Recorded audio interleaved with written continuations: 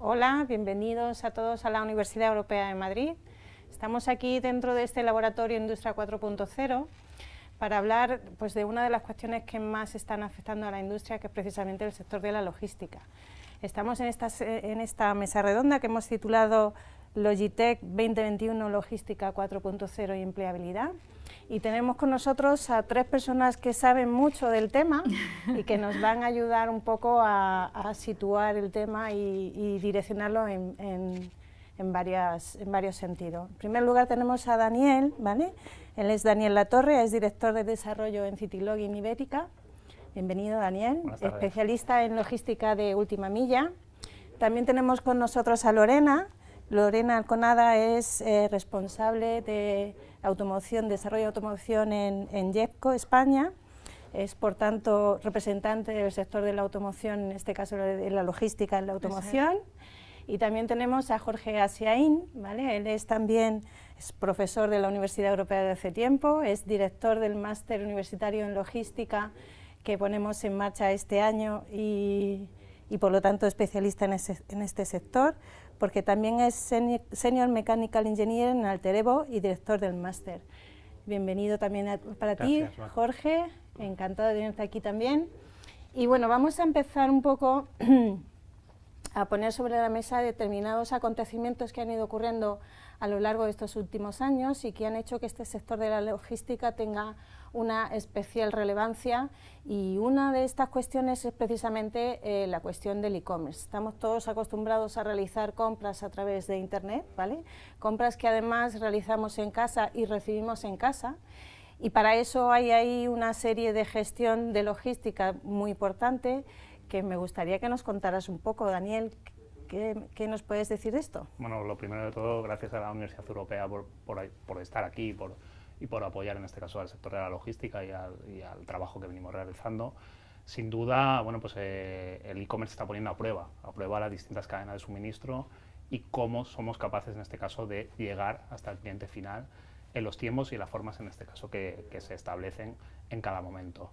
Sin duda, bueno, pues la situación en la que nos encontramos ahora mismo, con un crecimiento continuo a doble dígito año tras año, y que además pues la pandemia, en este caso el COVID-19, ha impulsado y ha incrementado las necesidades de reparto en el centro de las ciudades a cada uno de los habitantes que están en ella, pues están poniendo por un lado en relevancia la importancia de las cadenas de suministro y de la capacidad de dar respuesta a esa necesidad, y por otro lado la incorporación de nuevos clientes que ni estaban ni se les esperaban, pero que derivado de este incremento de la pandemia, pues ha tenido un impacto directo y ha hecho que prácticamente el crecimiento que teníamos esperado para dentro de 3-4 años se haya producido en apenas 3 meses. Entonces, bueno, ¿cómo lo estamos haciendo? Pues tratando de adaptarnos continuamente, de impulsando a través de la tecnología distintos mecanismos que nos puedan ayudar a adaptarnos, por un lado, a esa demanda totalmente creciente, y por otro lado, pues a dar servicio tal y como se demanda. La verdad es que ha sido una situación que en estos últimos años nos ha sorprendido mucho a todos, sobre todo con esto del COVID y del confinamiento que hemos tenido en casa durante todo este tiempo. ¿Cómo ha afectado esta cuestión, el confinamiento en específico, al sector de la logística, Lorena? Al sector de la logística, en el caso mío, en la parte de automoción, pues ha sido crítico por muchos aspectos. Las plantas se pararon. Entonces, si tú paras una planta de producción, tienes que rehacer toda tu supply chain. Cuando alguien habla del tema de la logística de automoción, dicen que es una cosa compleja. Yo lo digo que es un engranaje. O sea, al final es un engranaje en el que va todo linkado y en el que hay aspectos como tu inventario, que es un aspecto crucial desde el punto de vista de coste. Si paran las plantas, ¿qué pasó? Paró ese aprovisionamiento de inventario. Seguro que habéis escuchado todos el tema de los problemas de los chips.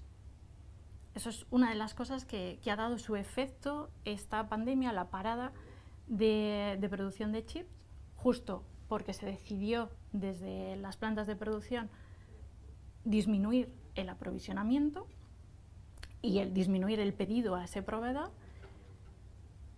Al final, esta pieza es crucial, es una pieza en la que si no hay este chip no sale el vehículo, y al final está afectando a todas las plantas a nivel mundial. El hecho de que afecte a nivel mundial va a significar para una España en la que la industria de automoción es crucial en el Producto Interior Bruto, que la disminución de no poder tener chip implique tener paradas de producción, implique disminución de ventas. ¿Cómo un operador logístico puede ayudar a esto? Al final necesitas repensar, necesitas plantear una solución a tu cliente porque tiene esa necesidad. Muchas veces pasamos de una logística estándar a la que estamos acostumbrados, que es un camión, a tener la necesidad de poner un avión, o lo que nosotros llamamos mercancía acompañada, que puede ser incluso que haya una persona en Taiwán con una maleta de chip que se sube en el avión, llegue a Madrid y se monten las piezas. Y eso, lo que os estoy diciendo, como podéis entender, ha cambiado radical. Y el operador logístico nos hemos tenido que adaptar porque es la necesidad de nuestro cliente y necesitamos satisfacerlo. Y al final la persona que va a un concesionario y decide comprar un coche, si tú le dices que tiene un problema con los chips, la necesidad que hablaba mi compañero, esa necesidad de quiero comprar un vehículo y le quiero tener cuanto antes, pues al final la satisfacción del cliente, que nunca nos olvidemos que es lo crucial, pues desaparece. Entonces, un operador logístico y el COVID, las paradas, el chip, la reaprovisión, ha dado un vuelco. Y si antes decíamos que el mundo de la automoción es complicado y que la logística de automoción es complicada, pues ahora es algo movible, pero justamente en estos momentos de crisis es cuando una empresa o un operador logístico potente da su valía. Sin duda, tenía que ser una situación difícil. Esto contaba así rápido. Esto contaba así rápido. Sí, la verdad es que tiene que ser complicado, pues, cuadrar todo esto para que al final la venta y sobre todo, porque otra de las cosas que hemos estado hablando antes en el café es ese cambio que tiene el cliente final, ¿no? Que esa sensación de inmediatez que tenemos ahora, esa capacidad que hemos detectado que nos ofrecen algunas empresas pues de la inmediatez a la hora de recibir una compra, que afecta a otros muchos sectores que realmente no son capaces por la propia naturaleza de la empresa, del medio, no son capaces de realizarlo. ¿Cómo crees tú que ha afectado esta conciencia del cliente dentro del sector de la logística, Jorge? Bueno, Jorge y los demás, no hace falta que vayamos así en orden, ¿vale? Bien, bueno, pues por supuesto este cambio de conciencia lo que supone a las empresas logísticas es una necesidad de adaptarse a unas circunstancias que no tenían previsto o que tenían previsto a mucho más largo plazo. Entonces es importante, en esto las empresas sean capaces de transformarse para adaptarse a estas necesidades. Yo además veo la transformación en dos vías. Por un lado, la tecnológica, que quizás es la que más conocemos, Industria 4.0, soluciones que, bueno, más o menos espectaculares, ¿no? Utilización de drones, aplicaciones, pero también yo quiero destacar la transformación cultural de las organizaciones.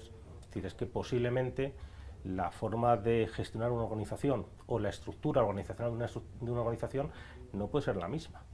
Quizá haya que buscar formas de, no sé, de trabajar de una forma más autónoma, puesto el personal que trabaja allí, con más autonomía, con más iniciativa y desprendiéndose de la cadena de mando habitual. Quizá eso pueda ayudar a adaptarse rápidamente a todos estos cambios.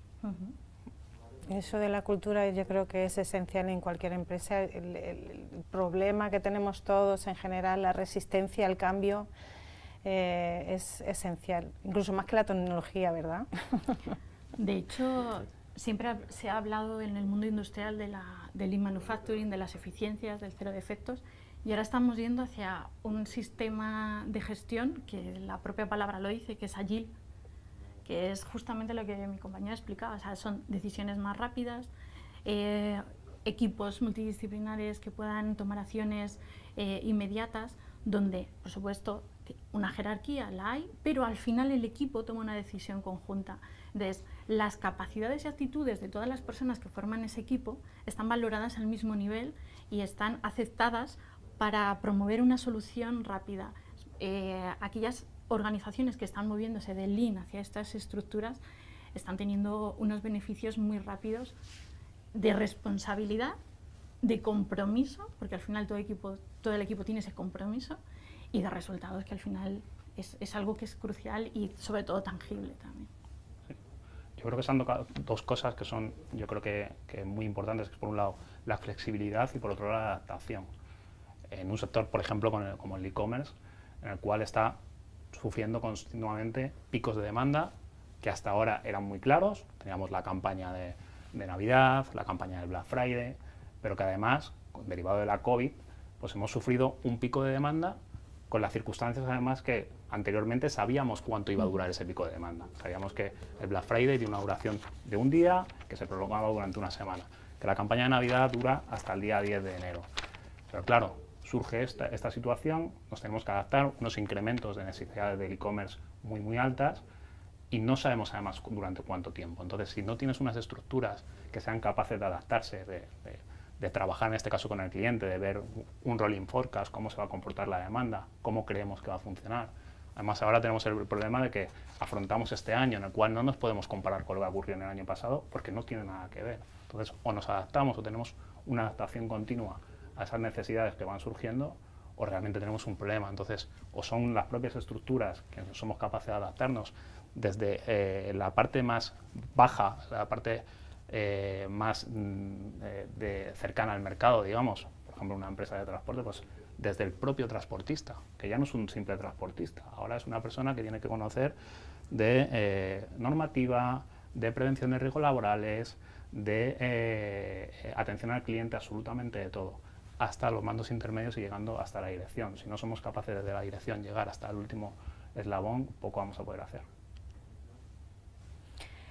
Hemos hablado de la tecnología, ¿no? Y cómo ese concepto de logística 4.0, ¿vale? Está apareciendo dentro del sector. ¿Cuáles son las tecnologías que vosotros creéis están transformando realmente este sector? Si quieres hablar tú o hablo yo directamente. Bueno, pues lo primero, y era justo lo que estábamos comentando ahora mismo, ser capaces de identificar cuál va a ser la demanda. Entonces, todos los sistemas de gestión de demanda, de data science, de big data, a partir de ahí, una vez sabemos cuál es la demanda, pues ser capaces de automatizar al máximo los distintos procesos, tanto en la parte de robotización, ya sea de software, de RPAs, ya sea en la parte mecánica del propio proceso. Pero sin duda tecnologías como el blockchain, los smart contracts, toda la parte relacionada con RPAs, toda la parte relacionada con las distintas generaciones de flujos y de los distintos vehículos que luego utilizamos en el reparto. Bueno, pues hay muchas tecnologías que están ahí y que vamos a tener que hacer uso de ellas para ser capaces de cubrir esa demanda y esas necesidades. Al final no podemos olvidar que en el centro de las ciudades cada vez existe una población más envejecida, con un mayor número de habitantes, y por lo cual necesitan cada vez un mayor número de servicios en sus domicilios, porque además se da la casualidad que bueno, pues en este caso España, por cómo somos demandantes de servicios a domicilio, mientras que países nórdicos, por ejemplo, prefieren la entrega probablemente de cerca de un 90% en un punto de conveniencia, en un locker, en cualquier tipo de punto de ese tipo. Aquí en España todavía preferimos que esa mercancía se nos entregue en nuestras casas, aunque probablemente es el punto donde menos tiempo paso al cabo del día, pero yo sigo queriendo que esa mercancía me llegue a casa, por lo cual o nos servimos de distintos mecanismos, distintas tecnologías que nos permitan pues eliminar las entregas fallidas, dar un seguimiento continuo, en este caso a los clientes, o poco vamos a poder hacer.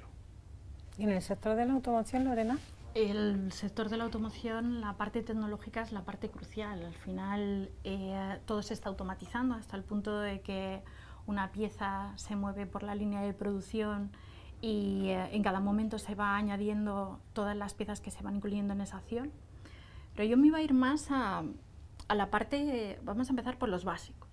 Muchas veces cuando hablamos de nuevas tecnologías, intentamos meter en nuestra cadena de producción, en nuestra fábrica, en nuestro operador logístico, queremos meter siempre la última tecnología. Yo ahí explico el tema de que hay que empezar primero por un análisis de dónde estás como compañía. Me lo han preguntado alguna vez, bueno, ¿y tú qué opinas del blockchain? ¿Tú qué opinas de meter radiofrecuencia? Al final, lo primero y la base de todo es que todos los datos que tengas en tu cadena de supply chain sean medibles. Entonces, si tienes esa capacidad de medir todos tus datos que van a poderte permitir tomar una decisión rápida, volvemos a la inmediatez que decíamos, una decisión rápida, eso te va a ahorrar unos costes. Si tú en un punto de la cadena detectas que ha habido un problema y reaccionas en ese momento, las siguientes piezas ya van a salir bien. Eso, desde el punto de vista de calidad, es crucial. Y luego estaría, ya una vez que has hecho los básicos, el cómo te comunicas con los actores siguientes. Tú en un proceso de este tipo tú tienes la necesidad, el pedido, luego te lo aprovisiona, después tú produces tu producto y después lo envías. Pero hay una parte que es la de devolver el contenedor vacío, la logística inversa. Lo mismo, la comunicación entre todos los actores tiene que ser una comunicación, una inteligencia artificial, te puede ser un EDI, o te puede ser, si tú tienes esa capacidad de que tu supply chain es lo suficientemente maduro, evolucionar a un blockchain. Pero debes de basarte siempre en un análisis, no en una decisión de la empresa, mi competencia está yendo hacia el blockchain. ¿Qué necesita tu cliente? ¿Qué necesitas tú? Y en función de eso, hacer un análisis y establecer la solución más eficiente, que muchas veces no es la más moderna. Por ejemplo, hace unos meses hablábamos del tema del blockchain de cómo se introduciría en la cadena de automoción o en una cadena de producción. Y lo principal que veíamos es que todos los agentes deberían estar introducidos en el tema de blockchain. Entonces, hay empresas que están en distintos niveles desde el punto de vista tecnológico, por lo que eso te dificulta obtenerlo. Y luego hablábamos también la parte de la legislación. España tiene una legislación muy joven desde el punto de vista del blockchain y va evolucionando. Pero eso no quiere decir que haya una inmediatez. Donde yo sí que veo que es crucial, volviendo a lo que decíamos, a los básicos, es el Big Data. Si tú en tu empresa eres capaz de hacer Big Data, vas a poder saber incluso si una máquina te cambia temperatura, como tienes un histórico anterior, vas a saber con esa pequeña cosa modificar en ese momento y evitar que haya errores de calidad en el futuro. Entonces, a tu pregunta desde el punto de vista tecnológico, creo que el sector de automoción es crucial. Luego ya entraríamos en muchos procesos que se pueden modificar desde el punto de vista tecnológico, pero siempre teniendo en cuenta la madurez de tu cadena de suministro. Porque de esa manera eres eficiente, o sea, haces las cosas bien al mínimo coste. Porque hay veces que si intentas ir más allá, lo que estás haciendo es encareciendo. ¿Cuáles son las tecnologías que hemos tenido en cuenta en el máster y por qué, Jorge? Bien, pues las tecnologías que han ido apareciendo. ¿No? Vamos a hablar de Big Data, vamos a hablar de blockchain, por supuesto, de inteligencia artificial, como principales, también la utilización de aplicaciones o de drones. Todo esto lo vamos a ver. Pero yo quiero destacar que más que conocer la tecnología en sí y dominar la tecnología, la función que debe tener un experto en logística es, como bien ha dicho Lorena, saber cuál es la más eficiente para cada caso. Es decir, poder seleccionar la más adecuada. Y además también el tema que comentó Lorena me parece especialmente importante. No se trata de tener lo último, se trata de tener algo eficaz y, como bien has dicho, que integra todas las partes. Porque si hay un actor de la cadena logística que no esté integrado, realmente no va a servir de nada, no vas a poder aprovecharlo. Entonces, dentro de que vamos a estudiar las tecnologías más comunes que hemos comentado, le vamos a dar ese enfoque de saber elegir cuál es la más adecuada en cada caso, la más eficaz, cómo integrarlo, y luego estar abierto a nuevas tecnologías, porque las que hemos hablado de nuevas, pues hombre, ya no son tan nuevas, en algunos casos, ya son medianas, ya son mediana edad. Efectivamente, nuevas es estar preparado a lo que pueda salir, tecnologías que no conocemos, que no se nos ocurren hoy, pero que posiblemente dentro de unos meses, un año, están implantadas en algunos procesos. Entonces, se trata también de tener esa mentalidad abierta y adaptarnos a esos cambios.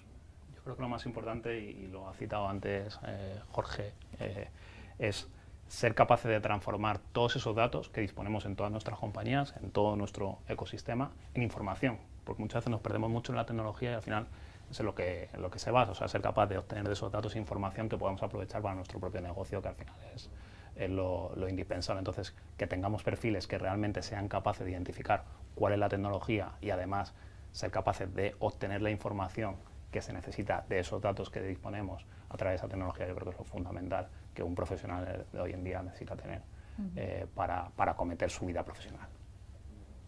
La verdad es que las empresas ya están utilizando de forma sistemática el uso de estas tecnologías, lo que le da un poder competitivo con respecto al resto, que es que no te puedes quedar atrás. Así es. Tienes que tenerlo en cuenta sí o sí, porque si no, si no te come la competencia, ¿no? Hay otro aspecto que yo creo que también es importantísimo en el caso de la logística, que son las cuestiones medioambientales, ¿vale? Jorge, ¿cuáles son las cuestiones medioambientales que crees tú que habría que tener en cuenta o que han influido más en este sector? Bueno, si nos vamos a un punto puramente medioambiental, pues yo creo que toda la huella de carbono, medición de huella de carbono ha sido, en mi opinión, la principal, ¿no? Creo que eso sí está claro. Todo transporte, todo movimiento, además, yo que soy muy de Lean Manufacturing, sabéis que el Lean, un movimiento es un desperdicio, entonces siempre que movimiento tenemos un coste de recursos y que va a generar, por lo tanto, también esa huella. Creo que ahí es donde, desde el punto de vista ambiental, tenemos que enfocar, ¿no? Cómo tratar de reducir esa huella que inevitablemente va a ir por reducir los movimientos necesarios y, por supuesto, usar las tecnologías adecuadas o los medios de energías suficientes. Pero aparte, y bueno, también quiero saber la opinión de Lorena, pero yo iría más allá, de no solamente el tema medioambiental, sino otros objetivos, ¿no?, que tenemos de mejora, no solamente el punto de vista medioambiental. Es que justamente es eso, yo creo que al final el aspecto medioambiental tiene que estar en el ADN de la compañía. Dentro hay empresas donde la parte de responsabilidad social corporativa, uno de sus aspectos cruciales son las personas, por supuesto, y en una empresa de servicios como la mía más, pero es que al final el medio ambiente implica directamente a las personas.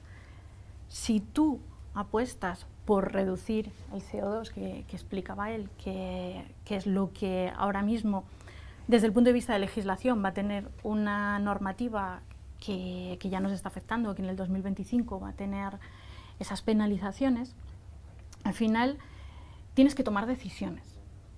Y el tomar decisiones pues puede ser muchas veces ir con una bandera de avanzadilla y decir, no me puedo esperar a que todos nos pongamos de acuerdo en alguna acción.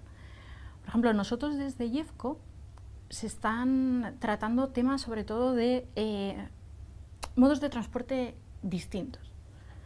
Os voy a poner un ejemplo. El tema de los duotrailers. Los duotrailers son dos camiones megas unidos que circulan, les veréis por la carretera, cuando lo veis dos camiones enormes, pues esos son los duotrailers, son 2 megas. Entonces, eso al final te produce un ahorro, porque tú vas a consumir menos CO2 que si fuesen los dos camiones independientes.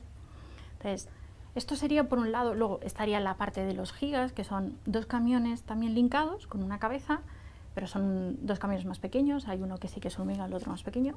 Y luego, esto dices, bueno, ¿y una empresa, un operador logístico, cómo puede tender a hacer estas cosas? Pues al final, de la mano de la Dirección General de Tráfico y sobre todo desde el punto de vista de compañía. Es decir, mis clientes es el mundo de automoción, desde el punto de vista de la parte de IEFCO, de su core business, y decidir, tengo que ayudar a restar consumo, tengo que hacer, volvemos a la palabra eficiencia, tengo que hacerlo el menor consumo al mejor coste, tiene que estar dentro de la parte de la estructura, creer en reducir y mejorar el medio ambiente, creer en cosas, en novedades y pujar por ello y apostar por ello. Nosotros en la empresa en IEFCO tenemos un departamento de compras en el que esto está muy metido en el ADN y se están liderando proyectos muy interesantes sobre este aspecto.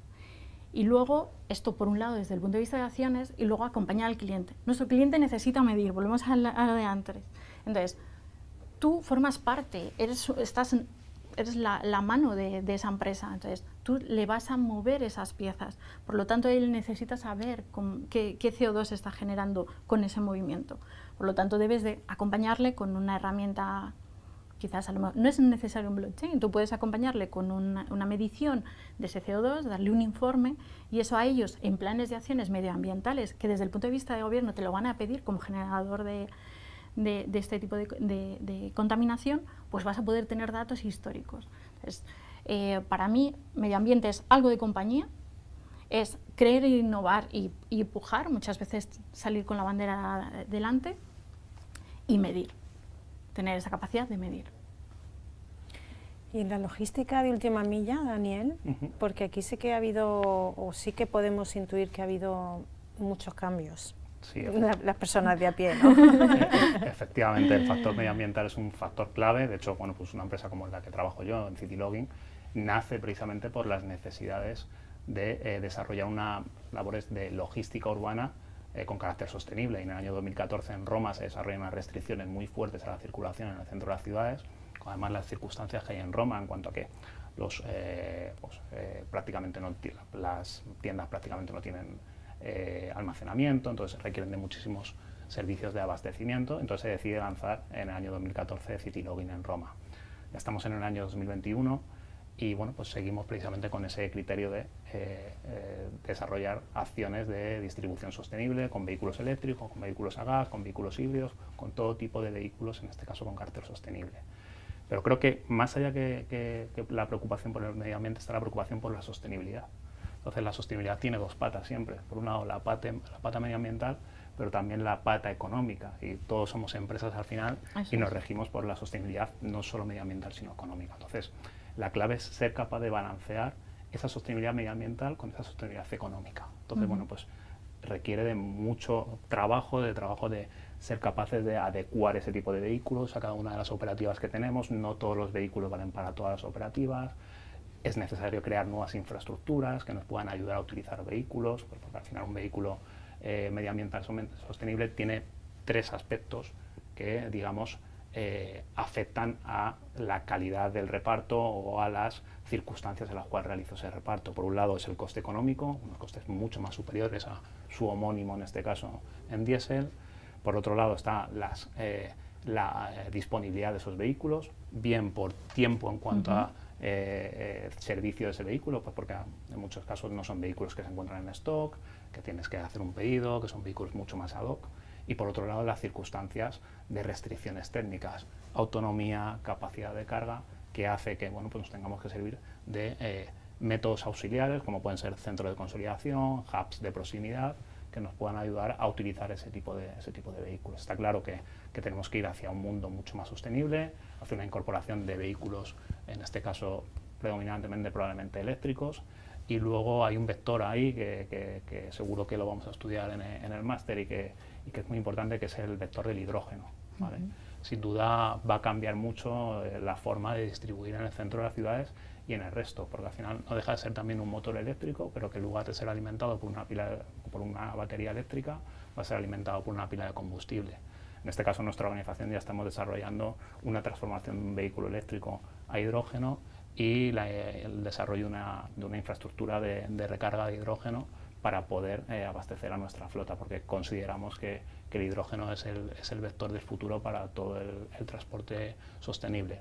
Ahora nos falta toda esa parte de infraestructura que ayude a realizar los repartos, porque al final pues no es lo mismo realizar un reparto con un vehículo diésel, que tengo un punto de recarga, en este caso de diésel, en cualquier punto de la ciudad, que con un vehículo eléctrico, que bueno, pues ya tengo que planificarme muy bien cuándo van a ser las recargas, de qué forma y quién las va a hacer. Entonces, bueno, pues es un cambio de paradigma en cuanto a cómo enfocamos los procesos de última milla para incorporar esa pata de la sostenibilidad. Y por último, lo que comentaban los compañeros antes, que es la necesidad de medir.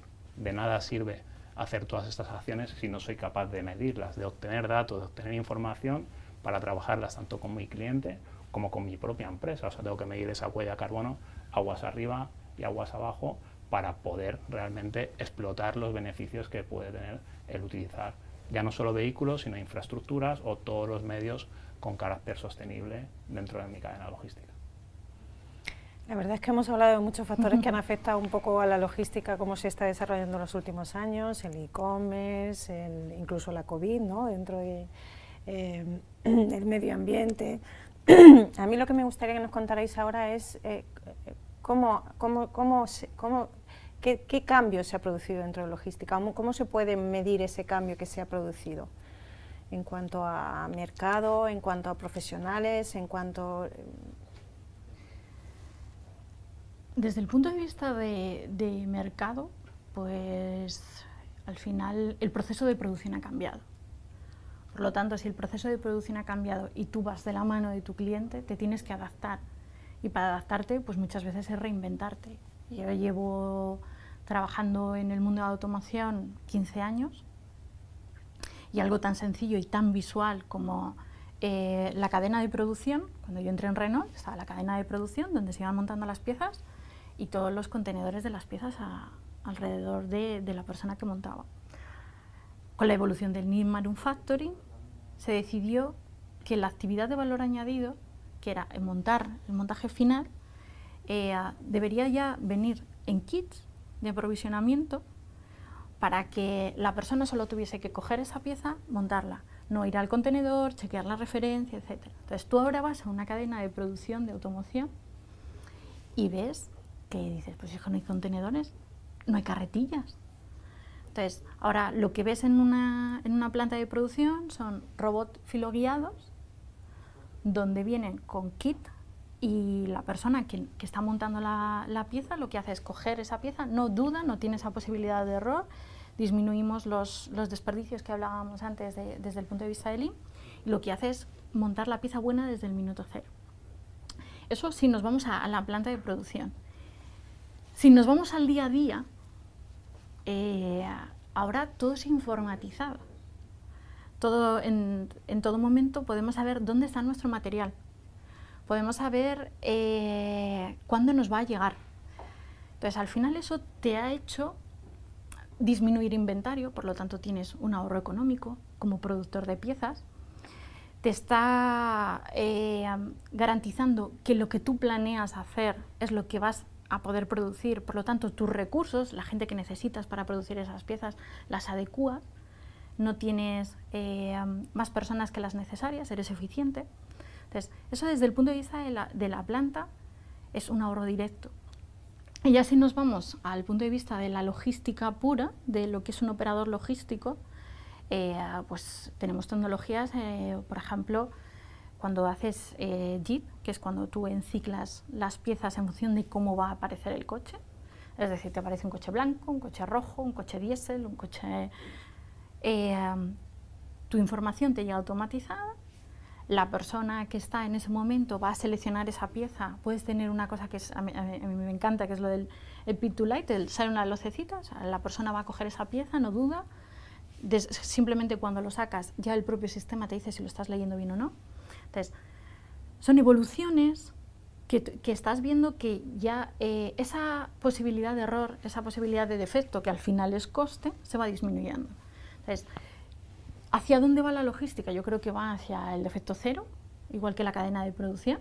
Al final es una suma de cosas. Y eso significa evolucionar todas las partes a un mismo nivel. Lo que tú decías, tienes que ir al mismo ritmo que tus clientes, al mismo ritmo que tu competencia. Y vuelvo a lo del inicio, de una manera eficiente, dándote cuenta de qué necesitas y poniendo eso. Entonces, para mí ha sido en 15 años ha dado esto la vuelta. Entonces, no sé, yo dentro de 5, que creo que todo va más rápido, no sé qué veremos. Lo mismo ya, de hecho, por ejemplo, nosotros, para hacer inventario, tú utilizas un dron. Tú estás en el almacén, nosotros tenemos un almacén aquí en Ontigola, en el que la persona que va a revisar las piezas antes subía y hacía su inventario, mira, la referencia tal. O sea, ¿no? O sea, es el dron, lee, ¡pam!, y llega la información directa. Entonces, eso pues, hace 15 años era totalmente increíble. Impensable. Así que, ¿qué veremos? Dios mío, ¿qué veremos? Interesantísimo.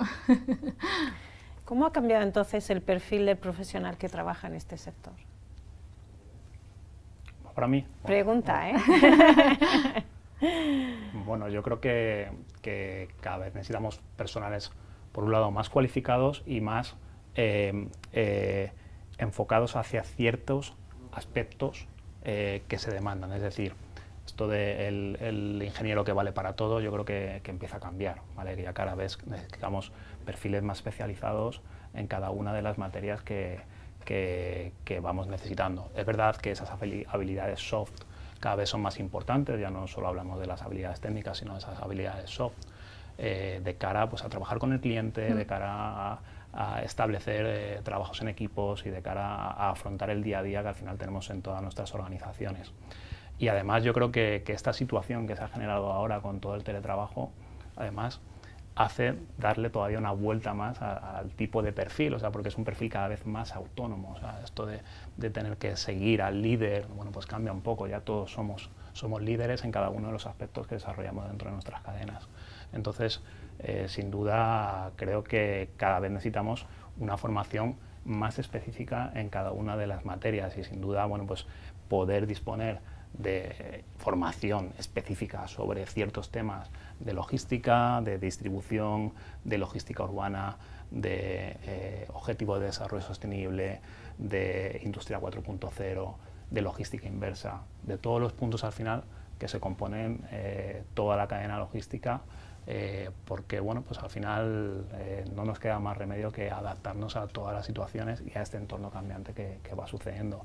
Y los profesionales son la clave de ese cambio. O sea, por mucho que hablemos de tecnología, por mucho que hablemos de vehículos, las personas son el motor de ese cambio. Y si no somos capaces de aportarles esos fundamentos para desarrollar esa carrera y crear nuevos negocios que probablemente ni siquiera conocemos, o incluso nuevos trabajos que todavía están por descubrir, pues tendremos un problema. ¿Cuáles son entonces las competencias clave que tiene que tener una persona para ser un buen profesional en este sector? Bueno, yo estoy de acuerdo con Daniel y estoy en la misma línea. Necesitamos tener unas competencias muy claras de trabajo en equipo, de liderazgo, porque muchas veces, dada esa especialización y que no sabemos cómo va a derivar los desarrollos futuros, pues necesitamos que todo el mundo sea capaz de liderar un proyecto en un momento dado, que no sea un papel fijo de un jefe, de un líder, sino que cualquiera pueda cogerlo en un momento dado dependiendo de su especialidad. Personas que sean muy adaptables, muy flexibles, con muchas ganas de aprender, como comentaba, de adaptarse a nuevas tecnologías que hoy no nos imaginamos que existen, y que hagan equipo. Porque también, volviendo a lo que ha comentado Daniel, yo estoy totalmente de acuerdo con él. Es decir, la idea no es tener unos super ingenieros que sepan de todo y que puedan trabajar, porque lo bien posible, y aparte es que la gama de conocimientos es enorme. Se trata de tener equipos de personas muy especializadas, pero que a la vez sean capaces de trabajar juntas y de coordinarse. Yo lo veo parecido a un equipo de fútbol. Es decir, no hace falta tener jugadores multifunción, lo que necesitas es tener un muy buen portero, tener muy buenos defensas, muy buen delantero, aunque solo sepa hacer esa cosa, en eso sea muy bueno, pero que a la vez sepa trabajar en equipo con los demás, no que dentro de ese aura de genio viva separado. Entonces, dentro de esos perfiles técnicos muy especializados, me parecen fundamentales esas soft skills, como comentaba Daniel, y bueno, pues las que he comentado parecen las fundamentales, que sean capaces de además hacer un cambio evolutivo. No se trata aquí de hacer la gran revolución que va a cambiar el mundo de la logística. No, se trata de poder llevar todos los días, día a día, esos pequeños cambios para que dé un resultado eficaz. Entonces, gente muy flexible, mucho trabajo en equipo, liderazgo para todos poder tirar del carro en un momento dado, es una especialidad, y sobre todo crear equipo. Pues yo difiero. Y os voy a explicar por qué. Al final yo creo que muchas veces hablamos de perfiles generales. Al final creo que algo que es crucial es que tú te conozcas a ti mismo. Y hay perfiles que son muy técnicos, donde por supuesto necesitan una especialización, porque es donde van a dar su mayor valor, pero a lo mejor no necesitas que todos sean muy técnicos y específicos. También necesitas tener a gente, pues yo lo digo más rosa, gente que tenga un perfil más multidisciplinar, que tenga esa capacidad de poder escuchar a todos los perfiles técnicos y poder juntar voluntades. Y eso para mí es un buen líder muchas veces. Entonces, perfiles técnicos, sí, dependiendo de en qué puesto. Otros perfiles donde tengas una parte soft muy fuerte, donde tengas una parte de gestión de personas, una parte de resiliencia. Ahora, tal como está la situación que hemos vivido, la parte emotiva, la parte de comunicación con el teletrabajo ha sido muy difícil, porque no es lo mismo llegar y hablar con tu compañero y vamos a tomar un café, en el que ahí puedes muchas veces solucionar media vida. Qué importante los cafés. ¿A que sí? Que la parte esta bueno, tú le llamas por un Teams, hay veces que no das la cámara pero no te has peinado. Entonces, desde el punto de vista de perfiles, creo que para mí me parece algo importante que en la universidad identifiques, o antes incluso, si tienes esa posibilidad, cuál es tu perfil, porque no todo el mundo valemos para todo, y eso desarrollarlo al máximo. E incluso, aunque hagas una ingeniería, tienes que tener ese perfil de visión cliente, visión equipo, y luego especializarte en una parte. O sea, por ejemplo, en Renault siempre decía, hay una persona que se dedica a los pares de apriete y es su mundo el par de apriete. Pero no vas a estar 40 años de tu carrera solo dedicado a eso. Entonces, tienes que tener esa mente abierta, esas ganas de saber, que muchas veces pasarás a lo mejor a estar en logística y pasar de un par de apriete. Entonces, creo que perfiles técnicos, perfiles de gestión de personas y sobre todo mente abierta y capacidad de adaptación al cambio. Y sobre todo capacidad de salir de tu espacio de confort, que yo creo que eso muchas veces es lo más complicado para todos nosotros. Está claro. Bueno, y el sector, ¿cómo veis que va a evolucionar en los próximos años y a corto y a medio plazo?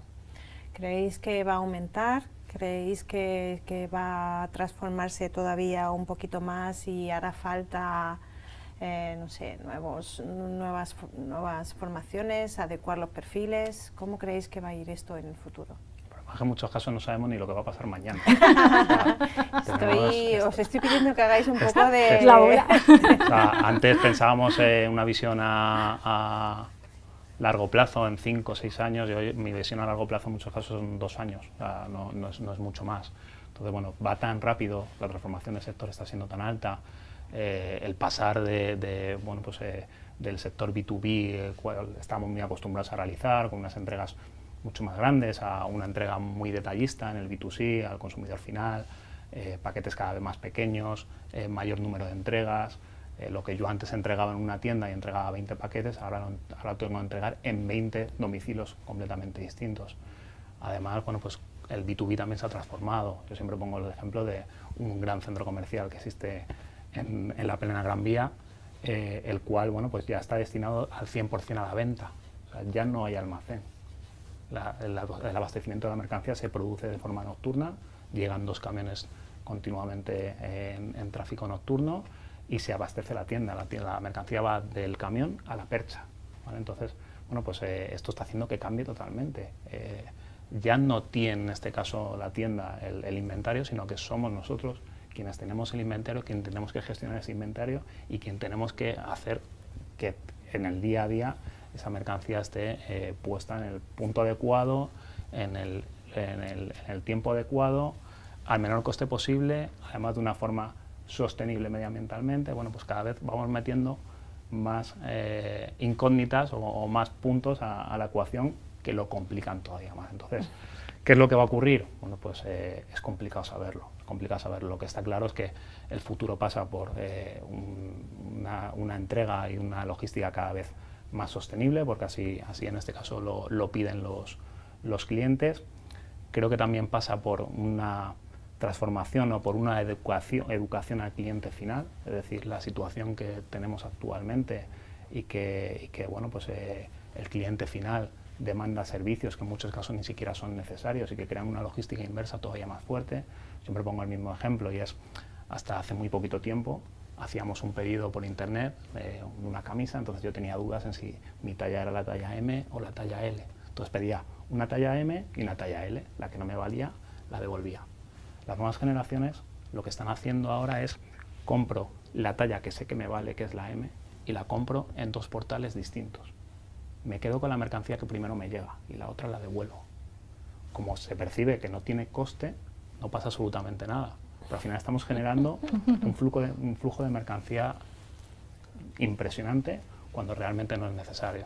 Entonces al final nos encontramos con la situación que hay en los entornos de las ciudades, en el cual, bueno, pues en muchos de nuestros portales pues probablemente hay 20 empresas distintas repartiendo continuamente a diario. Entonces, bueno, pues sin duda se tendrán que hacer establecer criterios de colaboración entre las distintas empresas del sector para poder hacer una distribución mucho más sostenible. Eso es la parte que veo quizás a futuro, o sea, tener que establecer criterios de colaboración entre las distintas empresas para poder reducir el número de entregas, que en muchos casos no es necesario. Entonces, por un lado sostenibilidad y por otro lado yo creo que eficiencia.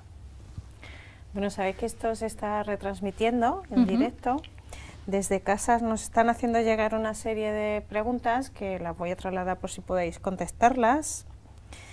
Una de ellas dice, ¿qué empresas relacionadas con el e-commerce han sabido adaptarse mejor a las necesidades del mercado durante el confinamiento? ¿Nos puede decir algún nombre, Daniel? No voy a decir nombre porque yo creo que no es ¿Alguna necesario. española? Pero bueno, yo creo que son mucho las empresas, porque si algo ha tenido esta situación de la pandemia es que muchas de las empresas que ni siquiera estaban en ese sector han dado el paso a estar en ese sector, por lo cual mejor adecuación que esa, que ser capaz de cambiar tu modelo de negocio, tu forma de vender para pasar a dar un servicio en un entorno digital que no tiene nada que ver con el servicio que se da en un entorno físico, pues sin duda hay que ponerlo en relevancia. De hecho, bueno, pues el cliente lo que quiere ahora es una omnicanalidad, es decir, recibir el mismo tratamiento, la misma experiencia, sea cual sea el canal que elija para realizar la compra, sea una compra física, sea una compra por internet. Entonces yo creo que todas esas empresas hay que ponerse en valor. ¿Cuáles son probablemente las que mejor se han adaptado?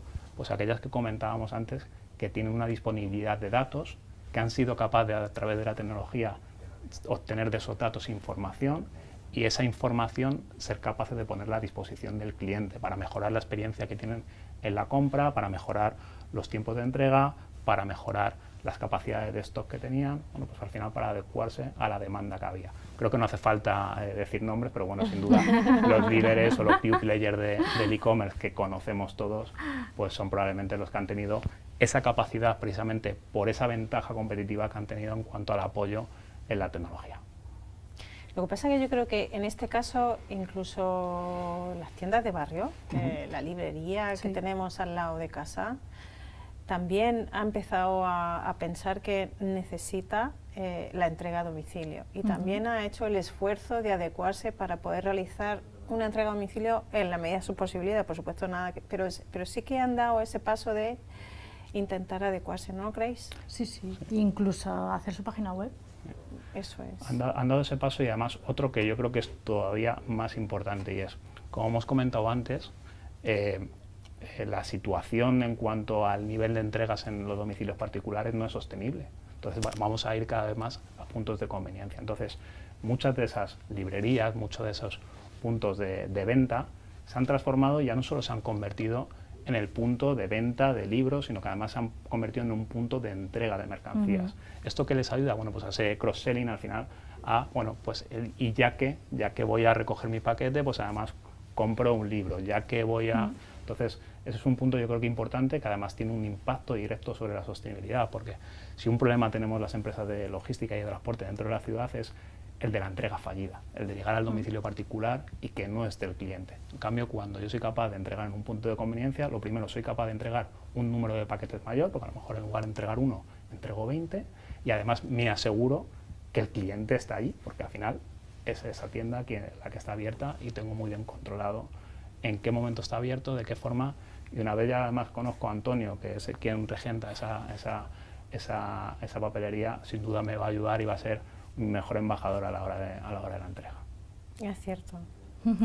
Otra de las cosas que nos hablan es sobre el packaging verde, esa forma de envolver, de realizar el paquete de entrega final desde el punto de vista más sostenible posible, y nos preguntan sobre si nos podéis comentar algo de eso, sobre qué tipo de materiales se utilizan, cómo se entregan. Desde el punto, en la industria de automoción, una de las principales acciones que se hace es el cartón cero. Por ejemplo, nosotros tenemos una división que está dedicada a la gestión de contenedores. Entonces, lo que se hace es un pool que se va moviendo por toda la geografía mundial. Entonces, no hay, primero, tú no tienes que, imaginemos, enviamos piezas a China o China nos las envía a nosotros. Entonces, esos contenedores que nosotros tenemos en España, no necesitamos devolverles a China, o no necesitan ir los mismos. Hay un pool de contenedores moviéndose por toda la geografía y van a aprovisionarle de los contenedores que están más cerca. Entonces, empezamos, si os acordáis, cuando empezábamos a hablar de esto, decía él, que todo movimiento significa un coste medioambiental y un coste económico. Este ejemplo de servicio te está reduciendo, te hace tener unos movimientos mucho más eficientes. Entonces, en automoción se va cada vez más a ese tipo de contenedor. Pues yo creo que ya no tenemos más preguntas. Voy a hacer un último repasito, a ver si hay alguna otra que se nos haya... Si quieres, mientras que vas buscando, menciono yo sobre ese packaging al final verde que comentaba y que creo que es interesante. Y es que si hay un packaging realmente verde es aquel que ni siquiera existe, ¿vale? O sea, es el objetivo, eliminar cuanto más el packaging. O sea, el packaging está diseñado simplemente o para proteger o para adornar en algunos casos el producto que se va a entregar. Cuando es para adornar, lo mejor es eliminarlo directamente, ¿vale? Entonces, ahí sí que hay iniciativas muy interesantes. Por ejemplo, cada vez vemos más en los supermercados, son tendencias que se ven, por ejemplo, en Francia, la eliminación de las bolsas, los productos a granel, cada vez con una mayor demanda. Y luego está el packaging por otro lado retornable, que también es interesante y que tiene una afección. Y luego el ser capaz de aquel packaging que no es retornable, utilizarlo para otras acciones dentro de mi propia cadena. Nosotros, por ejemplo, tenemos un proyecto muy interesante que es, bueno, pues, al final dentro de las distintas operaciones tenemos cartón que llega devuelto o que es de entrada pero que no tiene salida dentro de la operación. Bueno, pues hemos desarrollado un mecanismo en el cual ese propio cartón, digamos, a través de una trituradora lo trituramos y lo utilizamos como propia herramienta de packaging para proteger el producto que se lleva dentro de la caja. Entonces, ser capaz al final de ciertos materiales que no tienen una segunda vida, darle esa segunda vida. Es decir, si no podemos darle un enfoque de logística circular en cuanto a poder usarlo y reutilizarlo, pues al menos darle una segunda vida a ese packaging que probablemente si no, no hubiese tenido ningún tipo de utilización. Y al final con el packaging es fijar si tiene valor para el producto. Si el packaging tiene un valor para el producto que estamos suministrando, pues habrá que mantenerlo. Si lo tienen, sí. Pero si no, por supuesto, habrá que tratar de minimizarlo o buscarle esa segunda opción. Muy interesante lo ha comentado Daniel de esa economía circular, ¿no? Bueno, pues si es un producto que se pueda aprovechar para otras cosas o incluso por el propio usuario. A lo mejor no hace falta que retorne al proveedor y evitamos esa logística inversa, ¿no? Que también tiene un coste.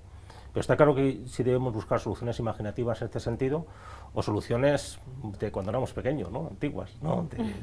De recuperar, el packaging cambiarlo, como has comentado, todas las opciones de granel, es decir, todo lo que sea, decir, bueno, si el paquete aporta valor, por supuesto habrá que mantenerlo y explotarlo. Y si no aporta valor, tendremos que buscar la forma de sustituirlo. Nos están preguntando también por las pilas de hidrógeno, Jorge. Nos están diciendo que por qué no se ha extendido más el uso de esta tecnología, cuáles son las barreras que están impidiendo el desarrollo de esta tecnología y, bueno, pues cuándo creemos nosotros que terminará utilizándose de una forma más extensiva. Bueno, como bien ha comentado Daniel antes, realmente el hidrógeno es un vector, es un sistema para transportar energía y para almacenarla, no es un combustible, no es como el gasoil, no es como la gasolina.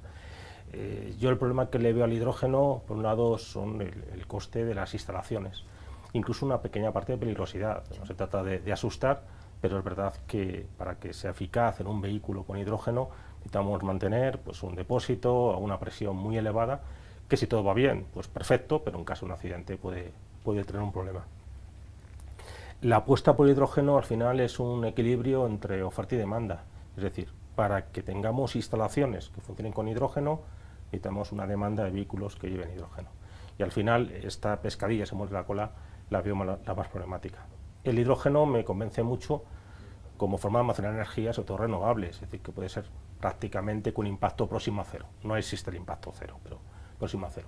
Pero es verdad que necesitamos ese equilibrio. Quizá en flotas cautivas, pues de empresas de transporte, pueda ser más interesante, pero ya yéndome a un punto puramente técnico, tenemos que ver la posibilidad de almacenar dentro de un casco urbano depósitos de hidrógeno que, bueno, pues que tienen cierta peligrosidad y que debemos considerar.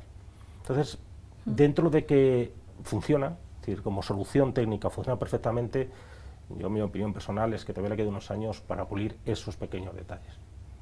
Yo estoy totalmente de acuerdo con lo que ha comentado Jorge en cuanto a la demanda, no en tanto a la utilización, pero bueno, pues en nuestro caso, como no existe esa demanda a día de hoy, pues hemos tratado de generarla. Entonces, bueno, pues hemos apostado por el hidrógeno, constituyendo en este caso una hidrogenera y transformando, por ejemplo, pues una flota que muchas veces no se ve, pero que es la flota que tenemos dentro del almacén, es decir, por ejemplo, las carretillas elevadoras, una transformación de las carretillas elevadoras, tal y como estaban actualmente, bien con baterías de plomo o con las baterías que tuviesen en este caso o que tuviesen incorporadas, bueno, pues una transformación a hidrógeno. El problema es muchas veces cómo se genera ese hidrógeno, ¿vale? Hay dos tipos de hidrógeno, el hidrógeno gris, ¿vale? Y por otro lado el hidrógeno verde, que es aquel que podemos crear con medios sostenibles. Bueno, pues sin duda la instalación, por ejemplo, de paneles fotovoltaicos, de producción de hidrógeno de ese tipo, es importante porque una de las grandes pegas que tiene la producción de hidrógeno es la necesidad de energía eléctrica para la producción de ese hidrógeno. Entonces, sin duda yo creo que va a ser un vector clave, que va a haber que apostar por él, que a día de hoy pues son apenas creo que 7 hidrogeneras las que hay en España y no todas ellas de acceso público. Entonces, bueno, pues lo primero tendremos que hacer por generar esa demanda, lo segundo tenemos que disponer de una infraestructura de recarga y bueno, pues deberemos de dotar también de ayudas, ¿vale? De ayudas a la incorporación de ese tipo de flotas, de ese tipo de vehículos, de cara a establecer pues una necesidad. Y no podemos olvidar lo que hemos comentado antes, que al final no es más que un vehículo eléctrico, o sea, es un motor eléctrico que en lugar de ser alimentado por una batería tradicional, pues es alimentado por una pila de hidrógeno, que además repercute en el transporte. Pues lo que nos interesa es cuanta más mercancía podamos llevar dentro de un vehículo, mejor. Bueno, pues si somos capaces de eliminar el gran peso que tienen las baterías, el gran espacio que ocupan, bueno, pues sin duda nos ayudará a tener mayor eficiencia en nuestras operaciones, porque si hay algo caro de transportar, la mercancía más cara de transportar que existe es el aire, ¿vale? Entonces, si somos capaces de eliminar todo aquello que aporta un peso o que aporta un volumen dentro de un vehículo y que por lo tanto me resta eficiencia, pues me ayudará en las operaciones. Pues yo creo que vamos a cerrar con un pequeño titular, cada uno el suyo, ¿vale? Bueno, pues que defina un poco lo que hemos estado hablando aquí hoy. Jorge, ¿te atreves? Bueno, pues yo voy a dar el titular menos técnico, y es que, aparte de los conocimientos técnicos que hacen falta y que hemos hablado, en mi opinión, el futuro de la logística se basa en las personas y en ser capaz de transformar las organizaciones. Yo, volviendo al mundo de la automoción va a cambiar, las necesidades y los clientes van a cambiar y el operador logístico tiene que adaptarse. Actualmente estamos en una necesidad de cliente en la que va a un concesionario. Yo creo que en unos años va a cambiar esto, que hasta incluso por internet vamos a decir qué coche queremos. Y el titular, automoción cambia, las personas tienen que gestionar el cambio. Yo, por finalizar, no voy a hablar ni de tecnología ni de sostenibilidad. Yo creo que hay que hablar de talento, ¿vale? O sea, por mucho que tengamos una tecnología, que tengamos distintos mecanismos, si no somos capaces de atraer talento a este sector, vamos a tener un verdadero problema. Si hay un problema dentro de este sector, es que lamentablemente no hay una carrera que te dirija a la logística, no la hay. Muchos de nosotros hemos acabado en la logística de rebote. Entonces, ser capaz de atraer a ese talento, de dar esa formación, es indispensable para ser capaces de acometer el reto que nos viene. Hemos dicho antes que no somos capaces de definir qué es lo que nos viene dentro de 4 o 5 años. Bueno, pues estoy seguro que ese talento, que esas personas que podamos formar dentro de estas organizaciones, que yo creo que es la clave, o sea, ser capaz de aportar formación requerida por los distintos sectores y que pueda ser recibido por ese talento y que luego seamos capaces además de atraer ese talento y de retenerlo, ¿vale? Dentro de estos. Pues yo creo que ese es el titular importante, ser capaces de aportar una formación que pueda incorporar a talento y que sin duda este es un sector, yo creo que más que interesante y que le queda mucha vida por delante. Y además con perfiles muy distintos. O sea, en función del sector, por ejemplo, él está muy dedicado a la parte de e-commerce, más dedicado a la parte de producción. Podemos decir, ¿es logística? Sí, es logística. Pero son gestiones de supply chain totalmente distintas, donde se pide una garantía, donde se tiene un riesgo y donde se tiene un coste que por producto es totalmente distinto.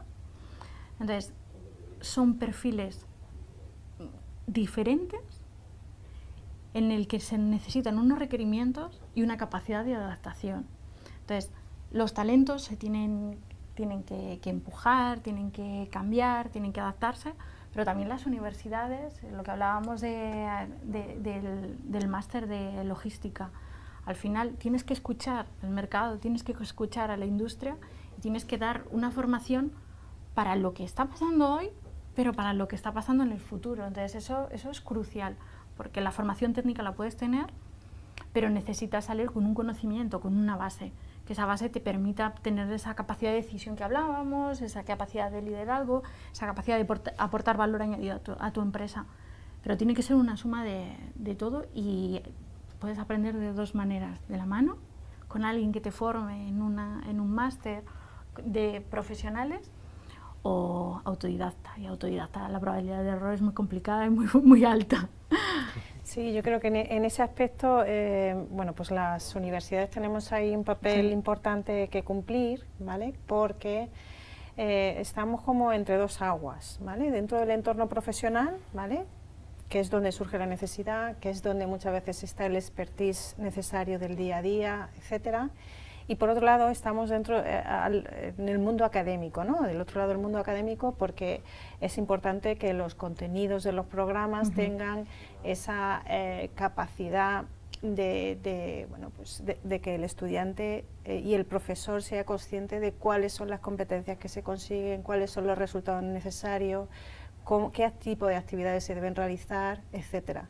Y para eso tenemos precisamente que unir el profesor profesional, ¿vale?, que para nosotros es indispensable, con el profesor académico dentro de la universidad, para poder hacer ese mix de contenidos actualizados, expertise del día a día, etcétera, junto con esa entrega didáctica necesaria tan importante para el estudiante. Totalmente de acuerdo. Así que, bueno, pues yo os agradezco mucho a todos vosotros, ¿vale? Primero por prestaros a hablar de esta temática tan importante hoy en día.